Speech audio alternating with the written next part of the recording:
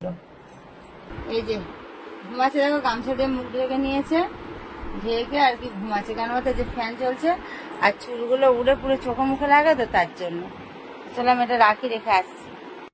তো চলো বন্ধুরা, আমি কাজ টাজগুলো সবকিছু কমপ্লিট করে নিয়ে আবার আসছি তোমাদের সামনে কিছুক্ষণ পরে। তো আগে সবকিছু রান্না বলছি, আগে আমি ঘরটা ঝাঁট দেবো। কি লাগলো, ঘরটা ঝাঁট দেবো, ঝাঁট দিয়ে ঘরটা ঝাঁট দিয়ে রান্না বসাবো। রান্না বসিয়ে পরে আর কি আমি ঘরটা মুছবো। রান্না করে খাওয়া দাওয়া করে আগে আমি করে নেবো, কি বললাম, ঘরটা ঝাঁট দিয়ে রান্নাটা করে নেবো। আর দেখো তো বন্ধুরা, আমি কি একটু রোগা হয়েছি?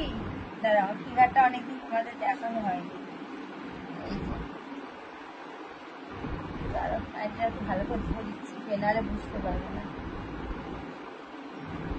তাহলে তো আমি কি রোগা হয়েছি জানো তো, জানাবে কমেন্টে, ঠিক আছে?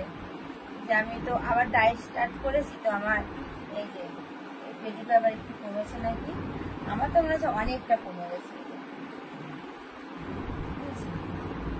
সবকিছু কমেছে নাকি একটু যেন অবশ্যই জানিও, হবে? আমার না একটু ফিগারটা একটু ভালো একটু রোগা একটু সুখী না হলে একটু আমার ভালো লাগে না, বুঝলে?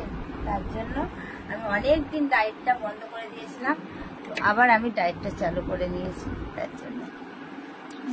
চলো আসছি সোনারে, আবার কিছুক্ষণ পর আসছি, কাজ টাজগুলো করে নেব, নিয়ে আসবো আবার তোমাদের সাথে ছাপানাকা আবার একটু গল্প করতে, একটু গান শুরু করতে চলে আসবো, বুঝলে?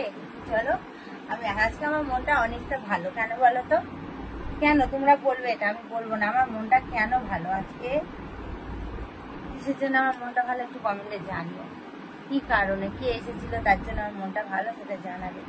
আর কে আমার কাছে থাকলে আমার মনটা ভালো হয় সব থেকে বেশি, সেটাও জানাবে, ঠিক আছে? বন্ধু সবাইকে দেখি কি রান্না করেছি আজকে। আমি আর রান্না করেছি, ডাল করেছি, পটল সবকিছু সবজি দিয়ে।